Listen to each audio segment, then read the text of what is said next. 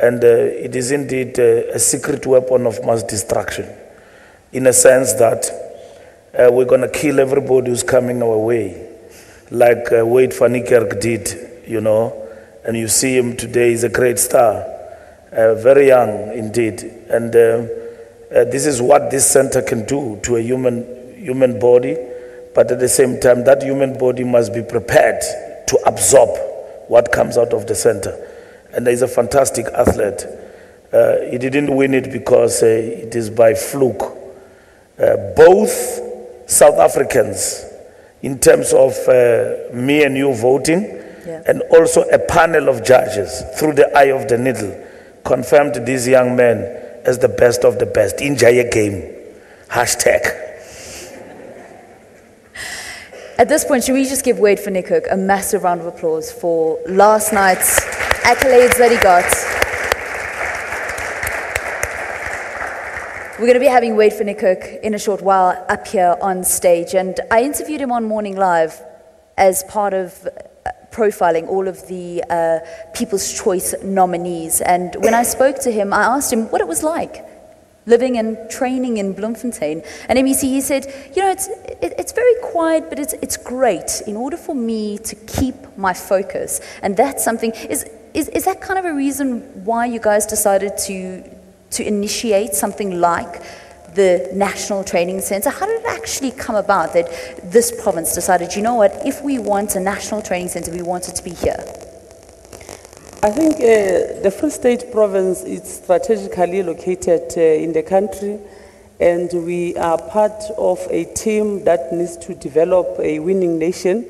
And this facility is part of the broader plan of the Free State of ensuring that the sports infrastructure in the province, and not just sports infrastructure, but also making sure that the infrastructure that we have, it produces the talent that we have for South Africa and for the world. You have realized that recently we have opened your Dr. Mlemela Stadium, which is in the township, and is part of revitalization of the township. And we said these facilities must be all over the province, because we want to make sure that as the Free State, we produce more Wade van Niekerks. He should not be the only one, and we hope that next year it should also be the Free State which is going to win the National Sports Awards through this center. But we also want to appreciate that the minister has, together with us as the province, decided to make this facility a national training center so that South Africa benefit from this facility. And we are grateful, and watch out, we are there. DG, I want to just find out, I know that there's a lot of boxing development that's currently taking place here, lots of boxing training, and there's other sporting codes that also will be supported by the National Training Center. Just explain exactly what the National Training Center does. Okay. Look, in terms of our high performance program and our configuration, we have the first level entry of some academy type of support for athletes, being the sport focus schools, which are focused on a specific code and are properly supported with teachers qualified as coaches. And the next level is the district academy, which looks at talent identification as a key thing. And the next level is the provincial academies that looks after amateur athletes, with the purpose of trying to turn those amateurs to become professional.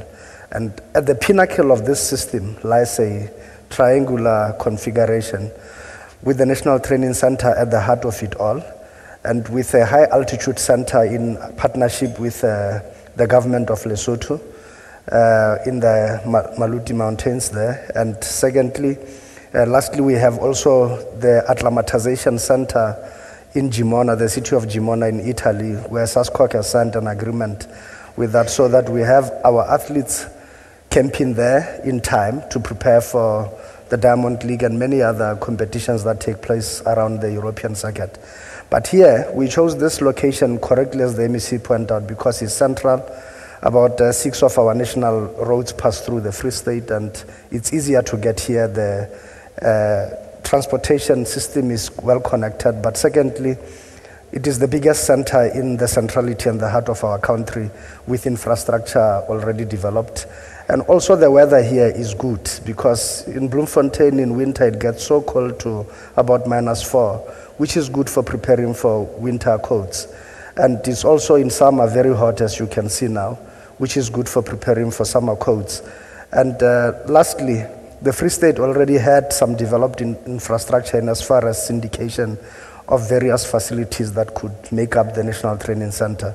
Importantly, we are looking at about 12 codes of our 16 priority codes, boxing being one of them, and of course athletics, swimming where our medals come from. We had looked at those codes that gives us medals at Olympics, but importantly, those that had a potential and were on the verge of giving us medals, and we said, let's start there, invest there first. So what we do here, as Advocate Malagwan will explain, we identify talented youngsters from all other provincial academies, and they must feed in through here via the federations, and the talented athletes, you may see latent talent in a youngster or in a player, but you may not be guaranteed that scientifically this youngster may actually reach full potential to compete with the best in the world. So through science, we test from your blood, from your red blood cells, your muscle fibers, every other thing.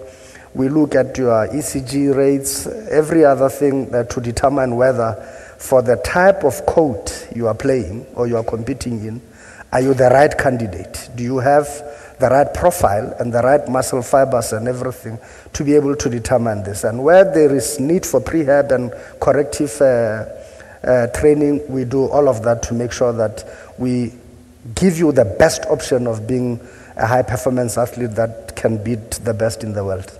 So it's a multifaceted facility. It's not only for training, but there's also going to be this intellectual hub when it comes to sports science, and some of the best sports scientists actually evaluating the athletes and taking a look at where they can improve, and also how far they kind of still need to go.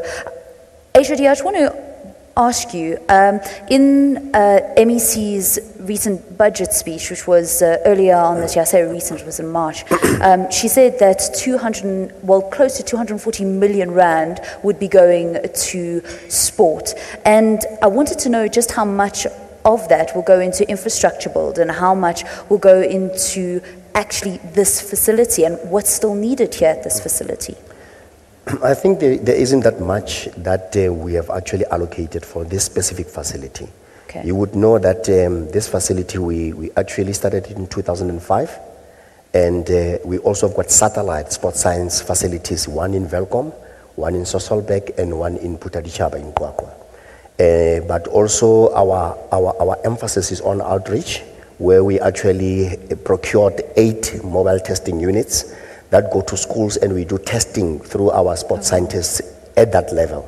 But we also have got what we call the visual science as a testing lab, which is a huge truck. You'll see it is on the grounds of the FSSI that actually goes out there and takes sports science to the people. So infrastructure pretty much for facilities in particular belongs to the municipalities.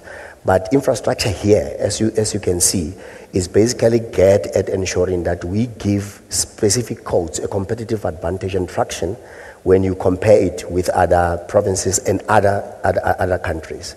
So right here where we are, for instance, just to give you a test case for sports science, because human beings are not homogeneous, and the same holds for athletes. Immediately when we interfaced with Wade van Niekerk, we knew we were actually having a Rolls Royce in our hands, because we knew he had white muscle fiber content, and it is through sports science that we were able to identify that. We knew that he had proper lung capacity to take a lot of liters of air and actually deflate quickly, which actually showed the fitness of his heart. So we knew that we were never breeding an accidental hero. In fact, when I met his father for the first time, I met his father and Wade here at the FSSI, and I said, watch this space. In no time, we'll be having a world beater. And as they say, the rest is history. That is the case for sports science. Right in this specific venue where we are sitting, where it is actually where we honed the crinums, and they won the Netball Premier League twice in a row. So sports science does that for you. We cannot actually try to have homogeneous training programs. We need to treat athletes differently and develop different training regimes for them. We've been waiting and asking ourselves why Australia is dominating the scene, why America is dominating the scene. The secret is in the infrastructure that they have put in their high performance centers. And that is a dedicated and a deliberate tactic to actually produce what the minister calls a weapon of mass destruction. Indeed it is. You will see the next expansion is in line with our realization that the critical mass of our medals, they come from aquatics and they come from track and field. So next, adjacent to these buildings that you see here, will actually be now going full steam, building an athletic track, a high-tech track that has got also a video analysis capability. We'll also be having an indoor swimming pool modeled around the Australian model, where you'll have underwater cameras that do proper analysis of strokes of swimmers and all that. And they will be having also state-of-the-art facilities for accommodation, so that when we have the likes of Chatlit Law, they'll actually feel at home, but they'll be very close to the sources and very close to the facilities. So we are actually now investing jointly with SASCOC, and thank you, Minister, for your kind indulgence in ensuring that all other provinces, they see the need to invest in this facility. We are about 1,440 meters above sea level. We are good in terms of altitude. And as they say, watch the space. This is also an anchor hub for the cheetahs. The cheetahs are training here. And next door, we've got judo, karate. That's where we've got the critical mass of gold medals that we have just amassed now in the All Africa Games. Sports science is not a fluke. It's actually a reality that we need to embrace and actually use it for our athletes to gain that traction and competitive advantage. I'm glad that you mentioned the national judo team as well, to go with the successes of the actual province. Vice President of SASCOC, Ms. Kaji, this obviously is a facility that is supposed to support the national federations, but there are a lot of high-performance centers around the country. There's many of them based at different universities around the country. There's some brilliant sports science hubs in different parts of the country. Why did it make sense for SASCOC to partner with what was happening here in the Free State? The National Academy in Free State wasn't just like the HUD is saying it's a fluke. But it is a center, unlike the academies, which is very costly for many of the national federations. And it's also not conducive to all the national federations. The one here in Free State is affordable, and the training facilities with the sports science support is what we're advocating to our national federations. And it's not only athletics and swim, aquatics and so forth. We had tug of war, the international coach was here last year with the athletes from Chinese Taipei. And that's why we partnered, because it's an ideal, situated ideally. It's in the center. Everybody passes through Bloemfontein. And it's common sense. And if we went anywhere else, I think we wouldn't be doing justice to our athletes and the national federations. Hence the partnership with Sports and Rec and the Department of Sports and Recreation in Free State. We've mentioned Wade van Niekerk as somebody that you guys had a hand in, you guys did testing on, you were able to know exactly what his VO2 max was, to find out exactly what kind of muscle fibers he had. You said you knew he was a Rolls Royce when you took a look at that medical data. Can you tell us about some of the other successes that have come actually out of the National Training Centre? We have Reinhard van Rensbeck, who's our 800-meter athlete. We've got even some of the athletes here, based on our program as the department, we actually even employ them. We've got Tebogo Mokhalagadi, he's our employee. His job is employed just to train and make the country proud. Our boxing program, the next building is the Boxing High Performance Center. We are currently having one boxer that we actually employed is on the Apex program for Rio. His name is Mokete Palula. Watch this boy. A lot of stories will be written about him. We've got 2 professional athletes, Dr. Nzele, and we also have got Motswake Moselesele. They are our creme de la creme of boxers in the province. We would want to do more. We also need to strengthen our relationships with the federations and ensure that there is harmony in there, because with better strengthened and well-resourced federations, we can do more. And we actually need to put the message across that it's not only government that's supposed to do this. We need everyone involved. We need the private sector to invest in sport, because sport, come 2013, it would have done, it will actually have made a case for social cohesion moving forward. The reality is, athletes, they need better support, but also support in terms of what they eat. You are what you eat. That's why we've also created a research program run by Dr. Celeste, where we have actually now have our own supplements. You will see when you go to the Free State Sports Science Institute, where we actually incubate the athletes here when they prepare them for the competitions. When they leave here, we ensure that they eat well, they are well conditioned, and we have also even run a research on the use of peanut butter as a source for energy and giving our athletes competitive advantage. I can see you are shocked, but that's what we do in the Free State. And that's why we are so relevant to anchor the National Training Center, because we've got the resources. We are the only center owned by government that will actually be free to all our athletes, irrespective of where they come from. How does somebody access the facilities and the brains trust that is here at the National Training Center? Well, like I said, that the academy system begins at the sport focus schools. During the National School Sport Championships, as well as during the provincial championships, talent scouts go out to look out for talented youngsters. This now, they only see latent talent on the field of play.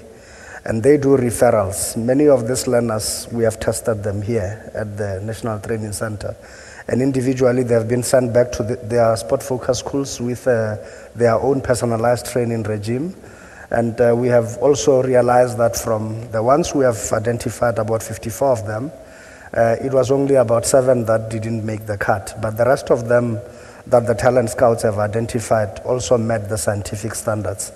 Federations also refer athletes that they believe are quite talented to the center, and correctly so, they ought to work through that. But equally, as I have indicated, that the job of a provincial academy is to try and help athletes turn professional. And those athletes at the provincial academy that show promise and strength have to be referred to the National Training Center for intensive scientific testing, as well as for the development of their individualized training regimes and training programs. So the referral system works on a multifaceted approach in this regard. And we too, also from time to time at the National Department, we come across requests by individual athletes who require support in one way or the other. And we have in the past referred athletes like Zolani Tete to come and train here. We have also identified many others who needs to be first and foremost scientifically tested, but secondly to also know what is missing about them to make them good athletes. And that referral also comes from national to here. So it's quite multifaceted.